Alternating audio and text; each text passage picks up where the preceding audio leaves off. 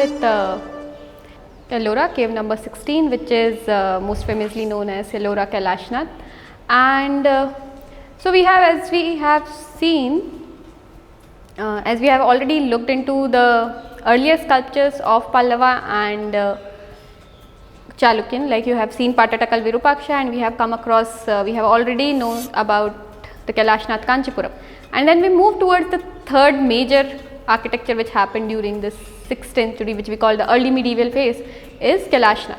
And Kailashnath becomes a very important, it all, as I said, the Patatakal, the Kanchipuram and then Kailashnath, they all three has a similar linkage, or which you can call as something which is known as the victory monument. They became the reflection, they became the power, they became the, what you can say, the monuments of power, the monuments of conflict which they are, or the monuments of the power which the ruler want to express. So where you have like the victory pillars, they became the victory monuments of all these type of Chalukyan, Pallavas and the Rashtrakutas. And so Kailashnath is considered as the first of the first, it's an imperial monument, it's the imperial activity of the Rashtrakutas. So there are certain activities of Rashtrakuta which is come under, like which has been not put much light into, which is pre-imperial Rashtrakuta activity. There are certain activity which happened before they became the emperor or before they became the ruler. They have this activity which as a journal or as the vessels of Chalukyans they have patronized. Okay, and then so we move towards Ellora Kailashnath, which is the imperial monument of Rashtrakutas, and it is considered that it is almost, we are venturing into the era of early medieval in the Indian architecture.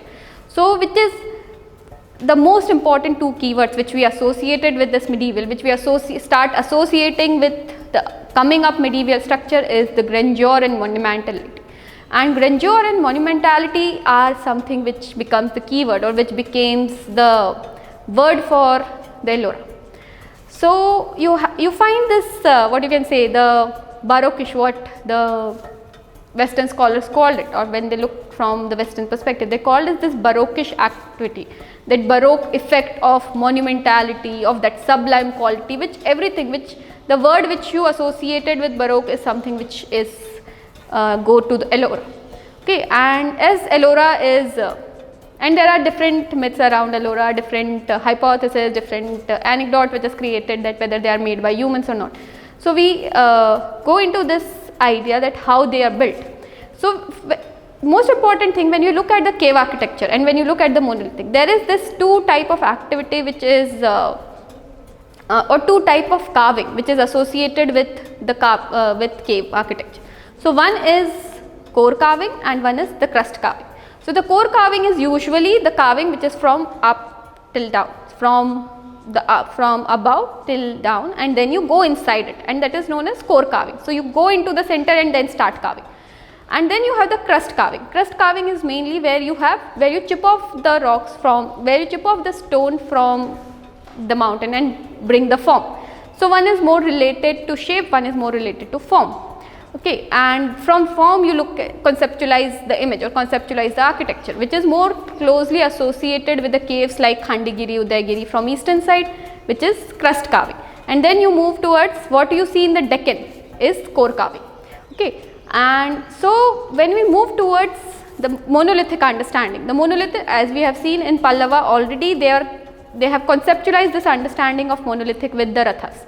Okay. But then soon this sort of activity is abandoned and they move towards the structure, but then they are quite aware about this technique of what you call monolithic. So now and because of this, and then you have the Chalukyan guild, who is where about, like who are like ingenious in mastering the understanding of the space.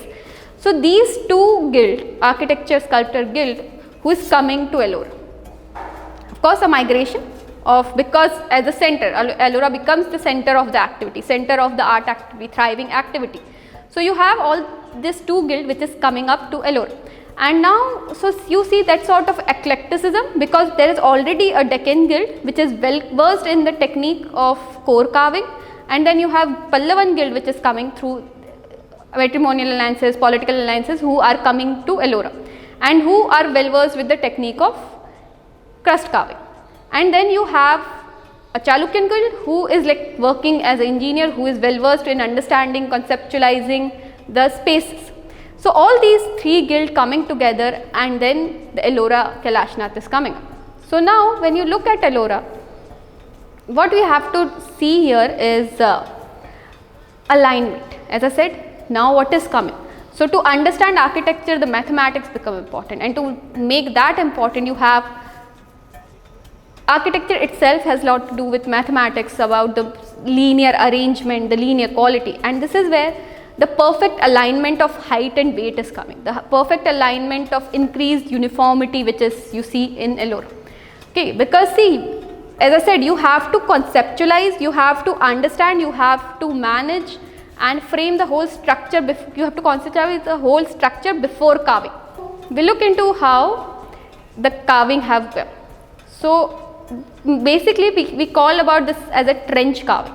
So what they did, like there, as I said, there are already number of number of people or number of carvers who are assigned each duty. So now, as I said, as the Pallavan guilds who are well versed with granite and who know how to carve such a strong rock or such a hard rock, for them something like Ellora, the basalt or that igneous rock is very easy to carve.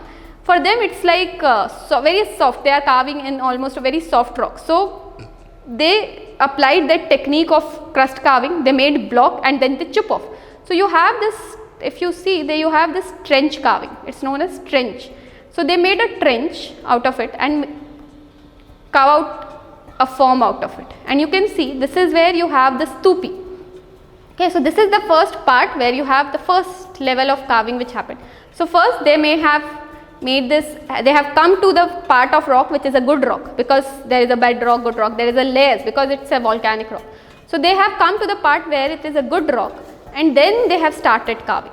So you see this is the form of the first layer of carving, and we have to understand, like when you look at this, you have through the progression the development will come.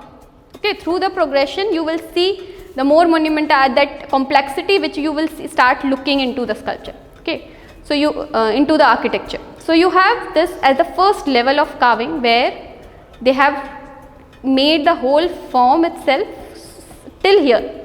And see, when they are taking out this rock, the rock is rolled down and it has become as a platform. So it becomes easy for the carver to carve and have as a platform, have a base where he can stand and carve.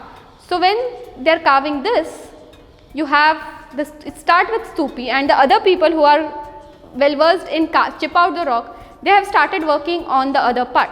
So to carve out this huge 120 meter of rock head becomes very easy, because what they have to do, they just have to make the block, chip out, made the block and chip out. So that is what is happening. And then there is the other part of the guild, other members of the guild who are versed in architecture or conceptualization of the structure have started working.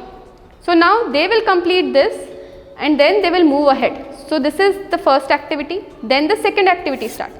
So the superstructure of the temple is completed, and then we move towards the second activity. The second activity is where you have the base or the terrace of the mandapa. It's a flat roof, if you see, it's a flat roof where you have the inverted, where you have the lotus and blooming lotus, and where you have the animals like the roaring lions and elephants out. And then you have, and when you look at the superstructures, and it has affiliation with, more close affiliation with the Vimana or the southern Indian superstructure. Then we move towards the third layer, which is the conceptualization of, in this part you have the Nandi Mandapa, where the Nandi Mandapa might have come, and where you have, this is where you have the Mandapa, the Nandi Mandapa and the Garbhagriha. So you have almost the, how the temple canonized activity or how the textual source of the temple might have been completed here. Okay. So when you have, if you see, when you have the Nandi Mandapa, similar time you have almost till the third phase of the activity, you will see almost finishing of the first story, because as I said, it's a two-story structure. So the lower structure, if you see, the lower story is almost like a huge solid rock. It is not carved out. It just have the plinth and it is solid from inside. You cannot enter into it. Okay, and that is what gives the monumentality to Ellora. But this is where the artist has almost like where the architect have conceptualized this understanding. So you see, this is where you have the Vimana, the first phase activity, like after Stupi you have Vimana, then you have the second phase of activity, which is mostly the Mandapa and the Nandi Mandapa and the gallery. Okay. And this is where the artist, and this is also the time where the sub-shrines might have been, the sub-shrines might have been conceptualized and they might have started. So now, and this is the time where you will see the circumambulation coming up. So this is where after the trench, they have carved out the main Garbhagriha or the main shrine and the passage for the circumambulation. So you can see the close look with the stupi, and you can see a very prominent neck which is coming up. So that neck has which is very important, and which will, when we move towards the medieval, what southern Indian architecture will take, this very prominent neck in the Vimana, the neck before the stupi, before the main structure. The neck becomes prominent because it gives that monumentality, and it's where, because the structure is so huge, with this neck you will be able to see the top of the structure. Because if the neck is not there, it is almost remain very diminished or very, it's hide by the Vimanas like the talas. So where you have the neck, it gives the monumentality, it goes pyramidically top. So you see, and then as I said, you have a lotus and the shalas all around it, the shalas and the kutas. So they became the element of the architecture to understand.